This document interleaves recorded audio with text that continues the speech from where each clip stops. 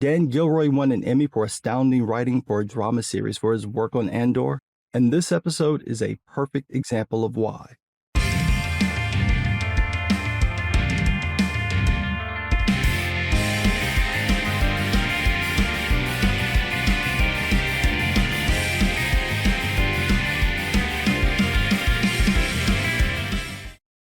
This is one of my favorite episodes of Andor, not just the season, but the entire series.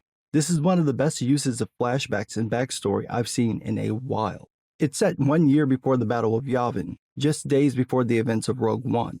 Lonnie sends a signal that he wants to meet with Luthen. As Luthen puts on his disguise, Clea tells him to promise he won't engage if it doesn't look perfect, but Luthen says they've used up all the perfect. This harkens back to the warning he gave to Mon Mothma about the dangers of remaining on Coruscant. We can assume that since Mon left, hiding in plain sight has become harder. Actually, it turns out it's much worse. Luthen meets with Lonnie, who warns Luthen that Daedra is coming for him. She's figured out who he is. Luthen tries to get more information, but Lonnie is more concerned about something else. Luthen demands to know what, but Lonnie wants to get his family and leave immediately. After some prodding, he finally says what he knows. He's learned about the Death Star. He's had Daedra's Imperial Code for a while and used it to access files. He's learned that the Gorman massacre was just a front for building the Death Star.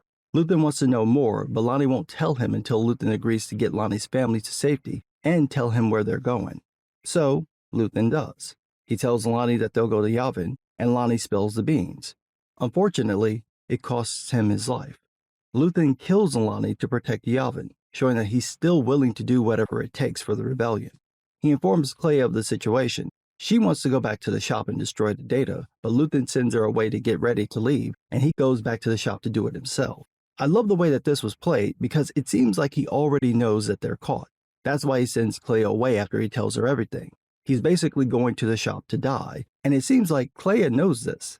Now, you'd think Luthen would speed things up just in case he could escape, but no. He takes his time destroying things, especially the comm system. That makes for a great cinematic shot, but it's almost like he's begging to get caught. And he does. Right at the end, with the console smoking up a storm, the bell rings, and it's Daedra. The interplay between these two is just brilliant.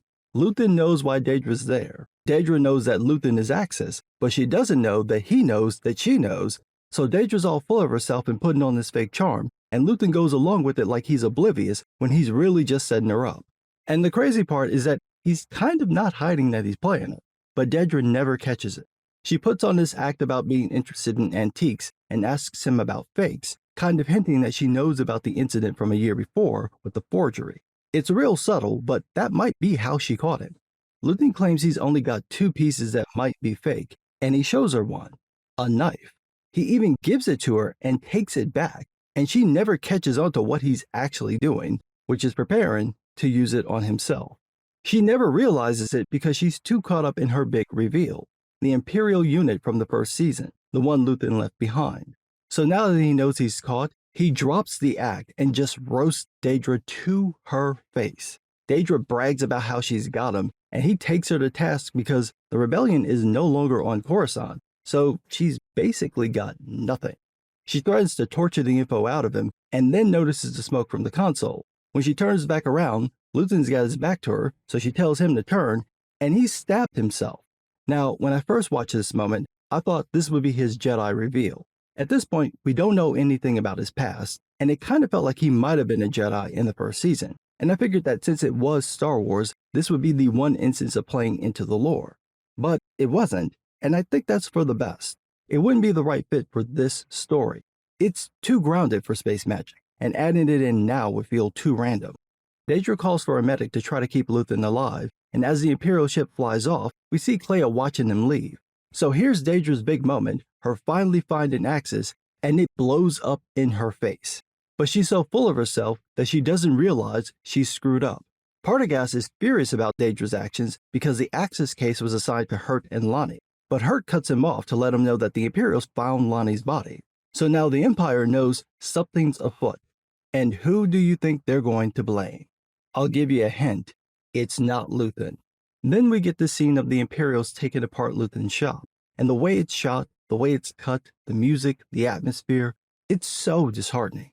I mean, we already know the rebels win, but the way it's presented makes it feel like all hope is lost. To get people caught up in the moment, even though they know how the story ends, and still make them feel that, that's damn good storytelling. Meanwhile, Clea hides in the old safe house, and then we get a flashback that sets the stage for the rest of the episode. We hop between the present and the past, learning about how Clea met Luthen. We find out that Luthen was an Imperial sergeant named Lear, and he was stationed on Clea's home world to eradicate her people, but it's too much for him. He starts breaking down over the screens and laser fire, and then eventually discovers a young Clea hiding on his ship. But instead of giving her up to be killed, he tells her to keep hiding while he deals with the soldiers. This is the only backstory we get for Luthen, and it's a great example of economic storytelling. We don't need to know everything about him. What we need to know is what made him switch sides, and that he's trying to do the right thing for the right reasons, and this flashback shows that. It gives you everything you need to understand his motives. Contrast that with the long build-up in the first 3 episodes with Mon Mothma's backstory. We didn't need all that. Something that gets right to the point, like this, would have worked better. Anyway, back in the present, Clea decides to go to the hospital where the Imperials have Luthen to tie up the loose ends. The Imperials manage to stabilize Luthen, but not wake him. Now, I think this is a cool shot of him being hooked up to this machine, but it's a little strange that they need all this for a stab wound. Maybe if he'd been stabbed by a lightsaber, he could have walked it off. Meanwhile, Daedra forces the hospital to clear the level so she could control the situation, but Hurt shows up. Daedra tries to act like she's in command, but Hurt tells her that she's actually under arrest. Like I said, totally blew up in her face. As that goes down, Clea cosplays as a nurse, hiding a bomb in a nurse locker, and makes her way up to Luthen's level. In another flashback, it's some weeks, maybe months after Luthen rescues Clea, and the pair pretend to be father and daughter. Luthen tries to sell an artifact, claiming it belonged to Clea's mother, but the traitor tries to rip him off. In comes Clea for the save, and even as a kid, this girl will not budge. The traitor offers 7 credits, Clea wants 20. The traitor tries to haggle, Clea's like, 20. The traitor offers 10 for a smile, and Clea is like, bitch, did I stutter? 20. The traitor makes some comment about the item having sentimental value, and Clea throws out this blatant lie about someone else offering 15 credits, so finally the traitor caves and offers 18. Clea accepts, but no smile. The way the scene plays out, it seems like Clea is clearly committing to the bid, committing to getting revenge against the Empire, and is willing to do whatever it takes. So, Luthen tells her that they'll use the names of Luthen and Clea, but they'll be whoever they need to be when it's useful. There's also a little tension between them. It's like Luthen is trying to prepare Clea for what's to come, but also trying to be a mentor, even an actual father figure, which makes things awkward since he helped kill her people. Nothing's flat out said, but it's an undercurrent in all the flashbacks, and it explains some of their interactions throughout the series. Clea wants Luthen's help, but maybe a part of her still resents him for what he did. While trading with another traitor, the pair see the Imperials execute some accused dissidents. Luthen tries to get Clea to leave, but she stays to watch. She's horrified, but it's an important moment because it shows how she's willing to give up what's left of her innocence for revenge. When she catches up to Luthen, she confronts him about fighting back, because they're not really doing anything but walking away. But he tells her that we fight to win. That means we lose, and lose, and lose, and lose, until we're ready. It's a clever line, because it speaks to what happens in real rebellions. Most of the time, the people fighting against authoritarian and fascist systems aren't able or ready to stop them, not at first.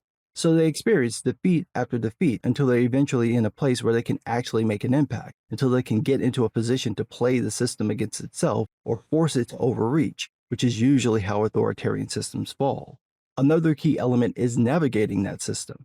Luthen tells Clea to hide her hate and hold on to it until she knows what to do with it. Raw emotion can be a powerful motivator, but it's not a very effective tool because it can be easily weaponized against the angry person. That emotion needs to be focused and controlled in order to wield it. That brings us back to the present, where Clea uses that focus to sneak onto Luthen's level. She grabs an old woman and tells a lie about taking a woman to see her daughter, and when she's one level down, she punks all the Imperials she comes across, catching all of them off guard, and it's so smooth, it almost makes you think you could pull this off for real. I mean, this woman is unflustered by everything along the way. And in the final flashback, we get an idea of why. We get to see the moment where Clea learns about control and planning. It's on Naboo, and Luthen and Clea planted bombs on a bridge to kill some stormtroopers.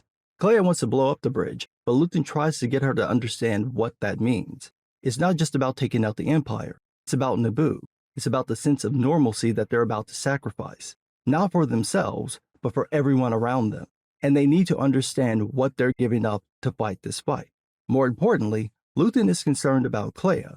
She acts like she's ready, but she's still a child, and there's still some innocence left in her, which is why she hesitates just for a moment when he finally gives into her prodding and hands her the button. But he takes it back. She's not ready. Not really. For one, when he goes to press the button, she turns to watch the explosion. Rookie move. You're just advertising that something's about to happen.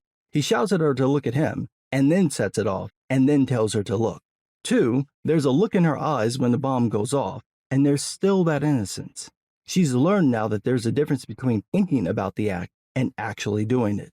This teaches her the real cost of rebellion, what she's actually sacrificing. Back in the present, Kleya has long since learned that lesson, so she sets off the bomb she's planted and uses a distraction to make her way up to Luthen's room. She kills every imp in her way and finds Luthen hooked up to the machine keeping him alive. She turns it off and watches him die. It's a conflicted situation, because on one hand, she probably hates Luthen for helping kill her people, but on the other hand, he was a mentor, maybe a father figure now, certainly a friend, someone she was close to. Her taking him off life support almost has 2 meanings: saving him from Imperial torture and helping the rebellion survive by keeping his secret safe, and also retribution for what he did to her people. And I love the way the episode ends with this long hold on Luthen that slowly fades to black. This episode is one of the reasons why Andor won an Emmy for Outstanding Writing for a Drama Series. Now that it's been months since the show ended, I can safely say that this is easily the best thing I've seen all year. And not just TV shows, movies too. I don't know if Tony and Dan Gilroy will come back for another Star Wars show, but I do know that I'd love to see them have another go. I don't know what it would be about. I prefer it not to be said during any of the Empire stuff because there's so many other stories to tell. However, whatever they choose, I go along for the ride because, man, do these guys know how to tell a damn good story. But what do I know? I'm just some guy.